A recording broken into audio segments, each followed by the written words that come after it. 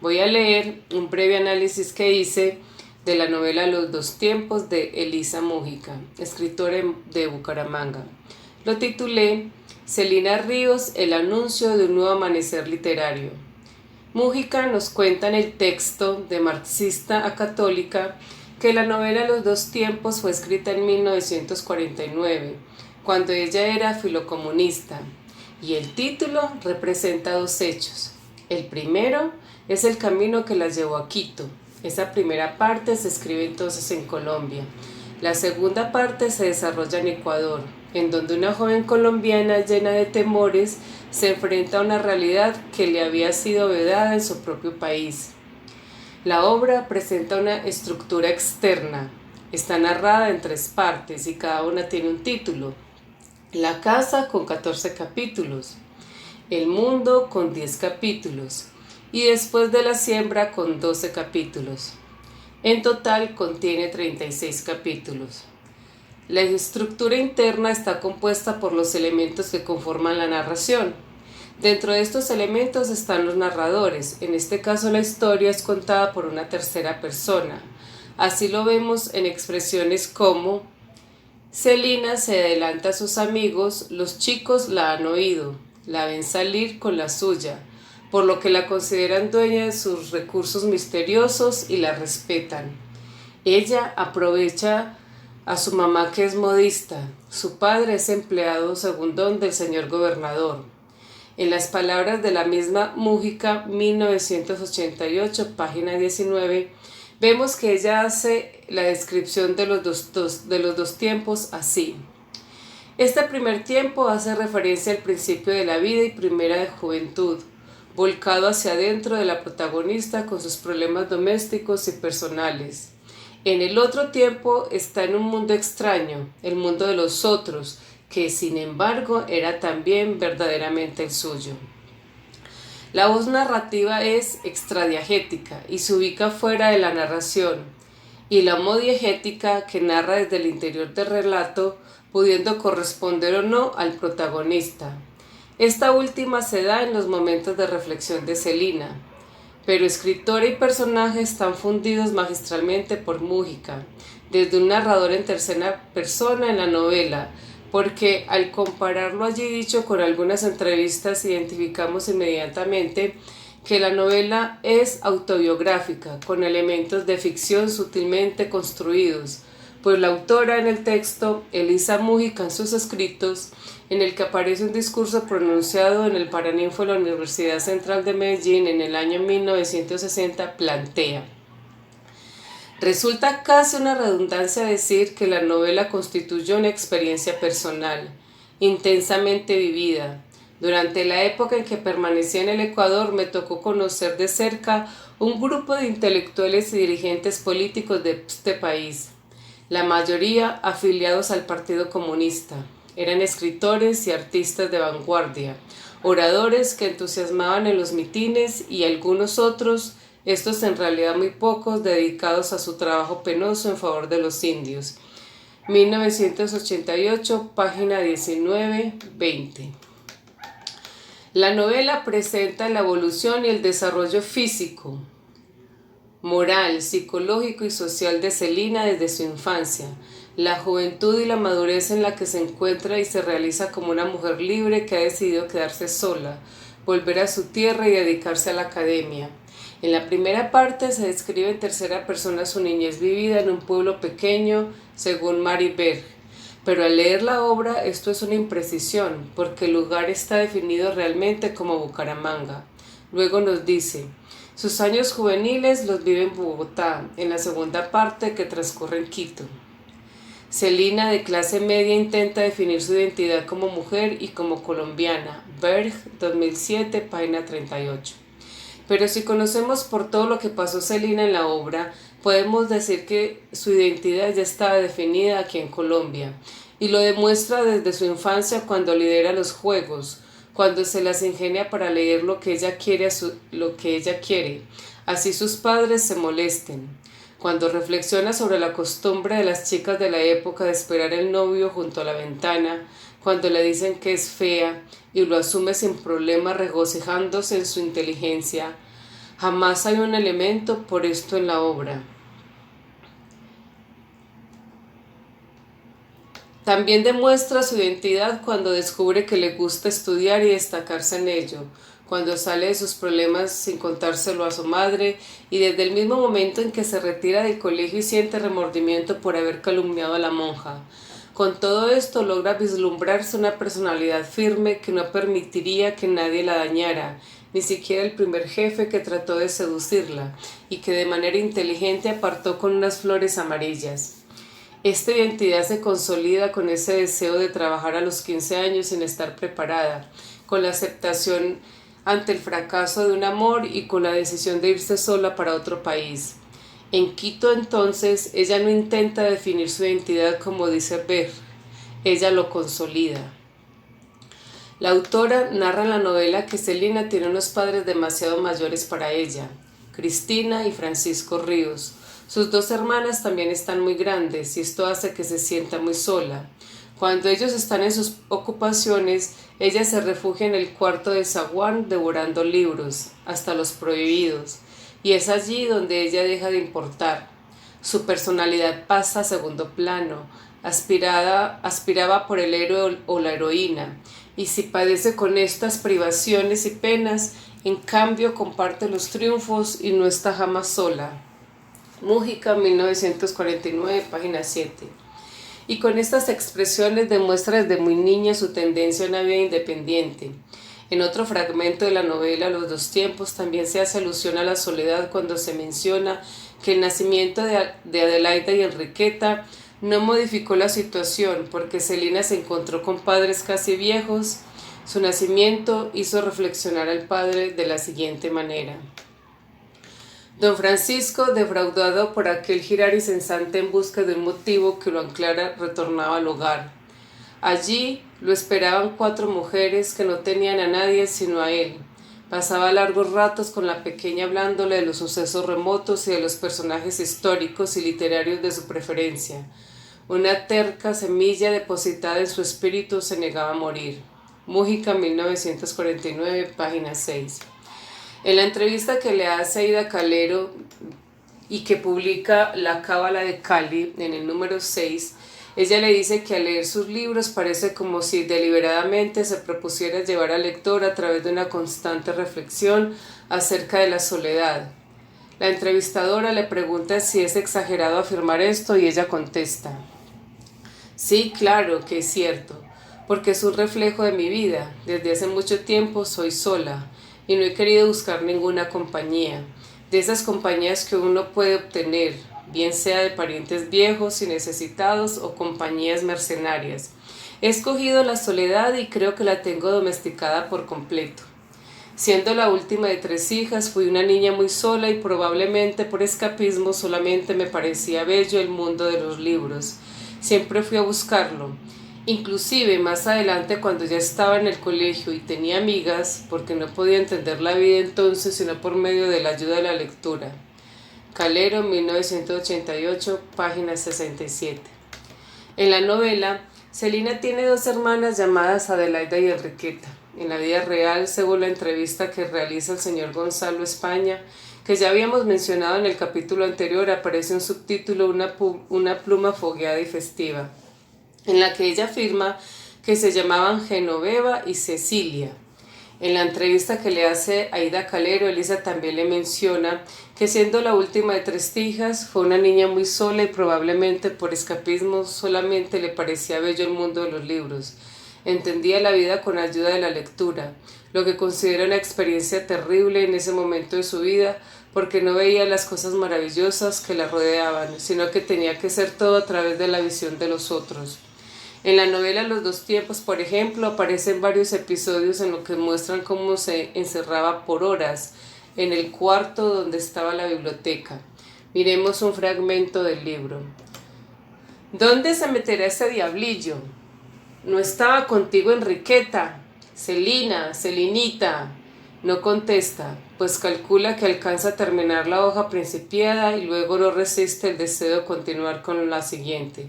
Pero ahora afirman: Adelaida vio luz en el cuarto del zaguán. Mamá, allá debe estar. No tiene otro remedio que acudir e irrumpe con aire inocente y procurando no llamar la atención en el comedor donde se hallan reunidos el padre, la madre, Adelaide y Enriqueta. Mújica, 1949, página 18. Mújica en la entrevista de Calero también narra que era soñadora, que hacía cosas por su parte, imaginaba juegos, situaciones reales de los libros. En la novela, por cierto, hay un episodio que se narra así. Desde que aprendió a leer, se pasa las horas clavada delante de los libros, en lo que la acompaña Raúl y Julio. Sacrifican los juegos al hechizo contenidos en las páginas impresas, que los traslada a paisajes tornasolados de niebla y humo, con sombras que navegan hacia islas de monos, subterráneos repletos de monedas o palacios submarinos. Mújica, 1949, página 15. Le encantaba también enterarse de lo que decían los mayores, se informaba de ideas equivocadas e intervenía en la vida real porque le pasaban aventuras y las cosas normales en la vida de una muchacha. En el libro se narra, por ejemplo, cómo se entera sobre el ritual de salir a la ventana de su vecina Marcela para esperar el novio y cómo sus hermanas empiezan a hacer lo mismo. Si continuamos con el tema de la lectura, esta hizo al mismo tiempo que gozara fama de ser precoz, pues entre los libros prohibidos estaban los mitos, historias griegas y las calamidades acaecidas durante el gobierno de don Pedro el Cruel, y que constaba de 5 tomos. En la entrevista de Gonzalo España, precisamente Mújica se había aprendido el nombre de todas las amantes, situación que escandalizó a la familia al preguntarles qué significaba la palabra querida. Lee hasta el 3er tomo y muchos de sus sentimientos buenos y malos existen en los personajes y confusamente se reconocen estos. Ignora por qué le prohíben tales libros y Mújica menciona que su desobedecimiento le causa la impresión inconsciente de culpa del perrito al que han mandado no entrar a la sala y que lo hace. En efecto, sobre su precocidad la autora asevera: goza fama de precoz, lo que le parece importante y la halaga. Un día estuvo a punto de alcanzar gran éxito. Su mamá la encontró de cabeza sobre un texto y se enteró de que leía una obra sobre mitología. Ya se retiraba sin atreverse a ordenar la suspensión de lo que estimaba el estudio de una ciencia recomendada por el colegio, cuando Celina lo echó todo a perder. Complacida del efecto que producía, decidió que la señora participara del interés de la lectura y le dijo atropelladamente: «¿Sabes? En la historia de los dioses del Olimpo, Júpiter estaba casado con Juno, pero se enamoró de Leda y se disfrazó de cisne. Es lo más divertido». Mújica, 1949, página 17. Celina Ríos siempre que erraba en sus intervenciones, sobre todo cuando tropezaba con un tabú que se ignoraba, trataba de remediarlo, pero siempre fallaba. En esta ocasión, la mamá se apoderó del libro de los dioses del Olimpo para guardarlo bajo llave. En la entrevista que le hace Ida Calero en la Cábala, afirma que era devoradora insaciable de libros, incluyendo los libros prohibidos que tenía el papá en la biblioteca, que por cierto se le hacía mención como un elemento muy fuerte en la infancia de Celina. Pero en la entrevista con el señor Gonzalo España, ella afirma también que reafirmó su pasión por la lectura, el hecho de que también quería destacarse entre sus hermanas por la parte intelectual, pues según su madre, ella era fea y sus hermanas eran muy hermosas. Veámoslo como lo narra dentro de la novela. La chica experimentaba la necesidad de destacarse ante su padre. Se hallaba sometida a una perpetua comparación con las lindas hermanas mayores, lo que la obligaba a buscar un campo propio donde no ser eclipsada. Obtenía las calificaciones más altas en el colegio y las amigas de la madre le decían: «Tienes mucha suerte, tienes mucha suerte, Cristina. Adelaida y Enriqueta son muy bonitas y Celinita tan inteligente». Mújica, 1949, página 27. Hasta su madre, Cristina, expresó en voz alta lo fea que era su niña, cuando en una tarde en su casa calentana las visitaron las vecinitas Margot y Sophie, unas niñas muy graciosas y peripuestas que Celina admiraba y se quedaba lela viéndolas. Mújica así lo expresa: Celina las admiraba en silencio, cuando los ojos de Cristina las abarcaron a las 3 y dejó escapar un comentario: pobre mi hijita. Celina adivinó, la compadecía porque no era bonita, no dijo nada, pero se apartó. Instintivamente comprendió que debía colocar un gran espacio entre las visitantes y su persona. 1949, página 47. En la entrevista que realiza el señor Gonzalo España en el subtítulo Una pluma fogueada y festiva, ella también asegura que sus hermanas Cecilia y Genoveva eran muy lindas. Las amigas le decían a mi madre que las dos eran preciosas, pero que yo era muy inteligente. Por eso toda la vida tuve complejo de fea. Las escritoras escribimos porque somos feas. Ella señala en la entrevista, igual que lo hace en la novela Los dos tiempos, como ya lo mencionamos en párrafos anteriores, que cada vez que lee se hunde cada vez más en la lectura y su personalidad pasa a segundo plano. Cuando Celina y su familia se fueron a vivir a Bogotá, estudió en un colegio de monjas después de pasar por varios en los que era víctima de burlas por su procedencia. En la semblanza que le hacen a Desda a Elisa, esta afirma que estudió en el colegio La Presentación, regentado por las Hermanas de la Caridad hasta los 14 años. En la novela Los dos tiempos así aparece descrito. La experiencia se repitió en varios establecimientos y la educación de Celina se convertía en problema. Cuando en un colegio de monjas son su aparato litúrgico de coros en la capilla, volutas azules de incienso y calurosa armonía, la trajo y retuvo, por fin. 1949, página 42. En la entrevista que le hace a Aída Calero dice que Mujica aprendió a leer a los 4 años y que esto le permitió su inicio en la escritura, aunque tardó más de 30 años para producir. En la biografía que le hace a Montserrat Ordóñez, en el texto Ensayos críticos sobre la obra narrativa de Elisa Múgica, afirma que escribía novelas en el colegio a los 11 años. Su primer cuento, Tarde de visita, apareció en El Liberal el 16 de noviembre de 1947, un texto de crítica social que no incluyó en sus colecciones. En Los dos tiempos narra la escritora que Celina empezó a trabajar a los 15 años cuando su padre muere por problemas del corazón. El trabajo era en una oficina y deja de escribir por un tiempo y así se confirma en la entrevista que le hace a Aída Calero.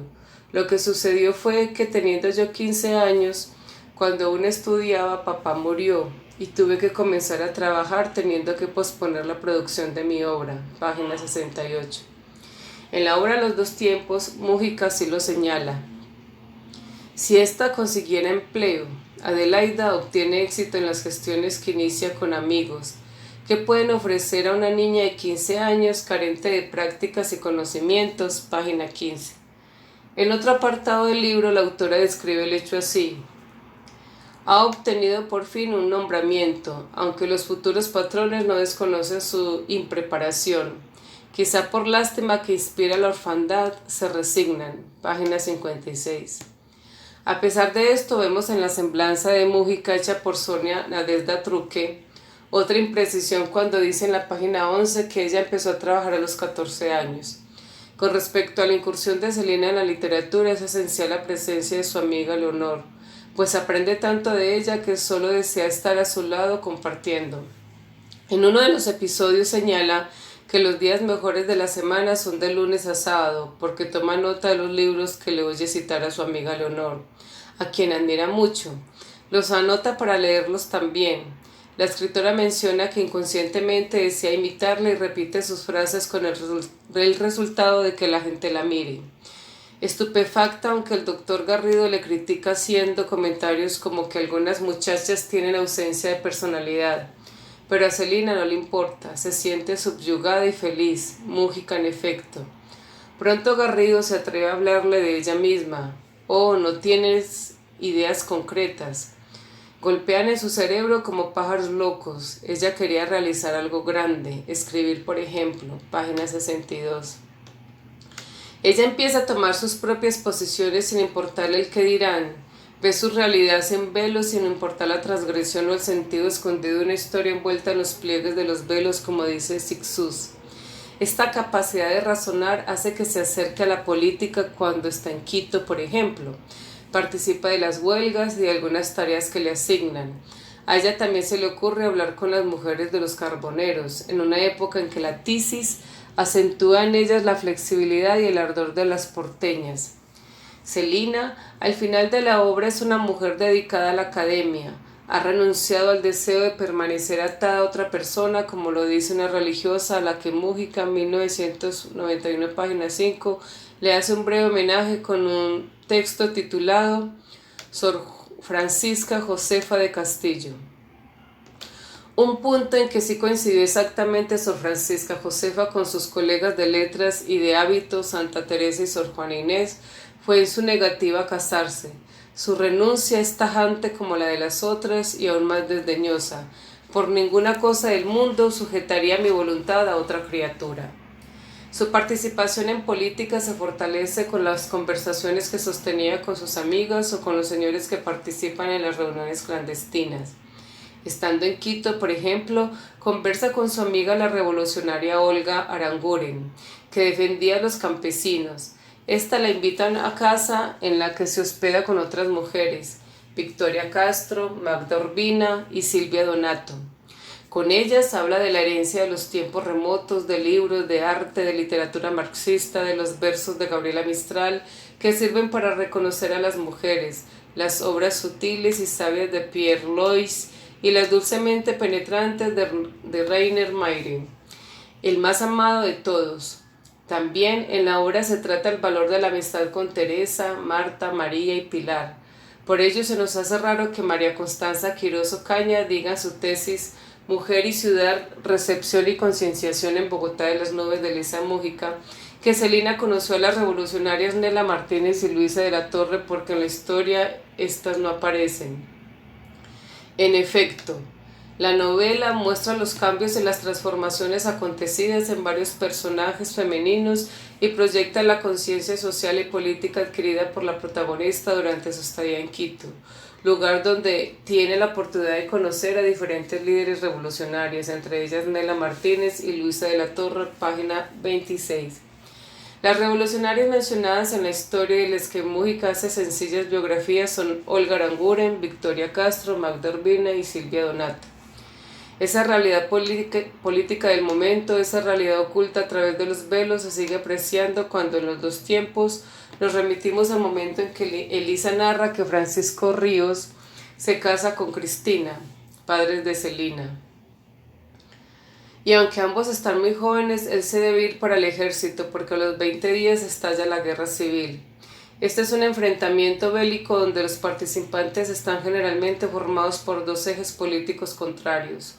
Su característica más común es que el conflicto armado se desarrolla en un mismo país, enfrentándose entre sí personas de un mismo lugar, ciudad, pueblo, comunidad, defendiendo usualmente dos ideologías o intereses distintos. En este caso, él pertenecía al partido legitimista, porque influyó en él la historia francesa y admiraba la revolución. Recordemos que los legitimistas apoyan el restablecimiento del reinado de la Casa de Borbón en Francia. Los legitimistas reconocen a los Borbones de 1830 como herederos del trono de Francia, en caso de que se restaure la monarquía en ese país. Por eso el papá de Celina en Colombia se identificaba con el Partido Conservador y participó en las batallas de Gramalote, Lebrija y Peralonso. También Palo Negro, nombres erguidos en las campañas y todos dentro del marco de su terruño. Con su gente marcha de un lado a otro y nunca olvidaría el triunfo de la batalla de Palo Negro. De soldado raso asciende hasta el de coronel y de cada sitio donde llega envía sus cartas a Cristina.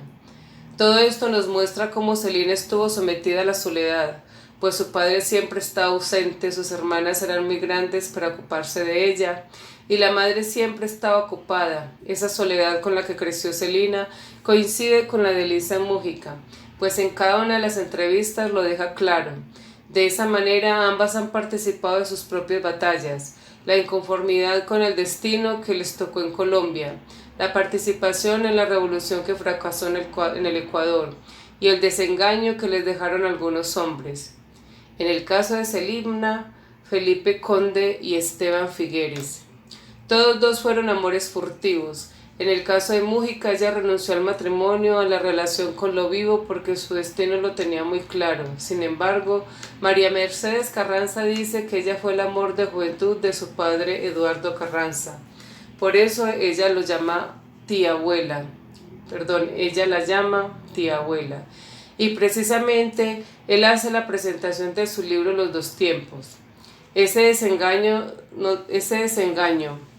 no tener empleo, sentir la desconfianza de los que antes le habían dado trabajo y le habían confiado la revolución, hizo regresar a Celina a Bucaramanga, al mismo barrio de Misia Carmelita.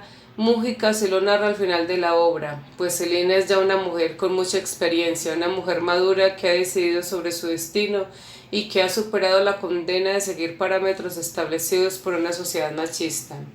Múgica, en efecto, pero a la vez sabía que se había encontrado ella misma y que no necesitaba hacer concesiones en el futuro, página 243. Piensa además que al regresar a su país tendrá mucho que aportarle, aunque se haya estancado en algunas cosas como la casa de Misia Carmelita, que sigue igual. Múgica, en efecto, solo ahora que se siente fuerte y humilde se hallaba en capacidad de entender su propia tierra y ser útil, página 244. Aunque la novela se alusiona a la Guerra de los Mil Días, que va desde 1899 hasta 1902, la historia se extiende hasta después de 1940, porque se hace mención de la participación de Celina y sus hermanas en una fiesta. En esta fiesta pusieron música de los cantantes del momento, 1924, por el senderito de la serranía, ojos tapatíos y cara sucia. Más adelante menciona que Leonor Alba recibía clases en la Escuela de Bellas Artes, en la que obligan a las niñas a leer mucho y a copiar modelos al natural, situación que tenía alarmada a la familia. Luego, en la segunda parte titulada El Mundo, Celina conoce de cerca la revolución del 28 de mayo de 1944. Este fue un levantamiento popular de Ecuador conocido como La Gloriosa, porque derrotó al presidente Carlos Arroyave del Río y permitió luego el ascenso de Velasco Ibarra a la presidencia. En efecto, el presidente que querían derrocar, Arroyo del Río, cometía arbitrariedades y se vanagloriaba de ellas. Página 134 de Múgica. Cuando hablaban de José María Velasco Ibarra, la alegría los invadía. Este ya había sido presidente de 1934 a 1935. Se hablaba a voz en cuello de la inminente llegada de Velasco Ibarra y al nombrar al expresidente fugitivo, una sonrisa de desdén se marcaba en los labios. Página 136. La experiencia obtenida en las reuniones de Rodrigo Tolosa le permitió saber más sobre la Gran Colombia. Luego con Esteban Figueres, Juan Evangelista Blanco, Carlos Albarracín, Enrique Malta y sus amigas revolucionarias, supo de la traición, la manipulación, los ideales inalcanzables, pero también de la lealtad, del compañerismo y del afecto de una familia. Sus amigas revolucionarias le recordaron esa familia sanguínea que había perdido con Cristina, Francisco y sus hermanas que vivían muy lejos, pero también le hacían desear la presencia de su amiga entrañable Leonor Alba, quien murió en la historia precisamente el mismo día de Teresa de la Parra, el 23 de abril de 1936.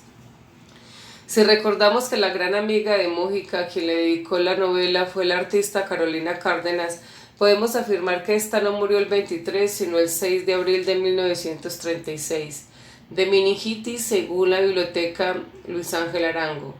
La artista era hija mayor de Marta Núñez de Cárdenas y de Germán Cárdenas Arboleda, oriunda de Popayán. Muy niña, sus abuelos José María Núñez y Susana Pisano la llevaron a vivir a Londres. Allí adelantó sus estudios de primaria y bachillerato. Regresó de Europa con el encanto de los años locos e ingresó en 1928 a la Escuela de Bellas Artes, dirigida entonces por Roberto Pisano. Se rodeó de intelectuales, poetas, bohemios y artistas. Esto generó murmuraciones de gentes que se escandalizaron porque en la escuela se dibujaba a partir de un modelo desnudo. ¿Cómo podemos ver? Todo esto coincide con la historia de Leonor Alba, demostrándose así la habilidad de Múgica para contar la historia del destino de la mujer en Colombia con voz de mujer. Para ella escribir esta novela tuvo una lucha de costosa sinceridad porque le exigió hacer de la escritura el más importante instrumento de indagación. Trató de expresar en ella su verdad femenina y humana.